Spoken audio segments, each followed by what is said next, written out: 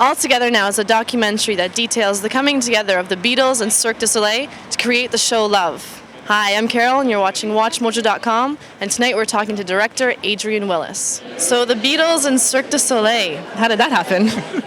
I've been working for Cirque for like 7 years as a freelancer. So I started by doing small little portraits of artists, and then I kind of built my way up. And so my producer, who I've been working with for like 7 years and who's giving the interview there, he was like, send me a Christmas card maybe a year before I actually did this gig, and he was like, how about a film with Cirque and the Beatles? Merry Christmas.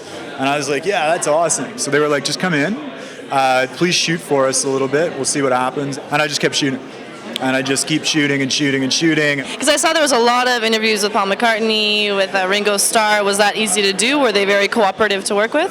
Yeah, they were great. I mean, Ringo Starr, it was like a 16-minute interview, of which 12 are in the film, just because of the nature of who Ringo is. There are only two of us now, but in spirit there's four of us, you know. With Paul McCartney, I spent about an hour with him talking. He was just really generous. I mean, I wake up some mornings and think, I was in the Beatles. It's like, there's only 4 people could say that in the world, in the universe. As much as it was like following the Cirque's process and the Beatles' process, like I was really interested in trying to capture the emotional relationships between what was going on in this film. George Harrison had passed away. George and Guy, who's like the head of Cirque du Soleil, had a friendship, and they were like, we should do something together. And of course, you can imagine all the red tape and all that kind of situation.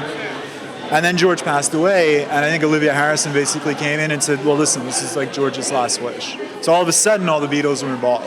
So was it a big kind of shock when you found out that you'd actually be able to interview Paul McCartney and Ringo Starr? For me, it was like George Martin, George, when he was 36, signed the Beatles. I spoke to him at length for about an hour and a half with Giles. They were both really generous. And when he told me about the last time he'd seen John Lennon, I had never read that. I'd never heard that. Suddenly, out of the blue, he said to me, George, if I could, I'd record everything we did again. I said, you can't be serious, John. I said, we did some great stuff. What are you on about? He said, we could have done it better. There was kind of that, also the camaraderie between the Beatles and everyone inside the recording studio. They were talking about conversations that they had 40 years ago. Can you talk a bit about that? That was part of the whole thing too, right? It was like, that's why we'd mic people around them, so that they didn't really know that the cameras were on them. Because you can imagine they're in this big space, they're putting on a show, and yet it's not like these guys hang out. It's not like George Martin and Paul McCartney see each other every Saturday morning for a cup of coffee. So you knew that if they were coming together and they were working on something, that the chances are pretty good that working relationship is going to reestablish itself. And I was like, man, that's historical. Like, you've got to capture that. Well, for me, what's really strange about this is remembering writing these things, which is so little. A little guitar, or a piano, a little bit of paper and a pencil, the back of an envelope. Exactly. Sgt. Pepper or something.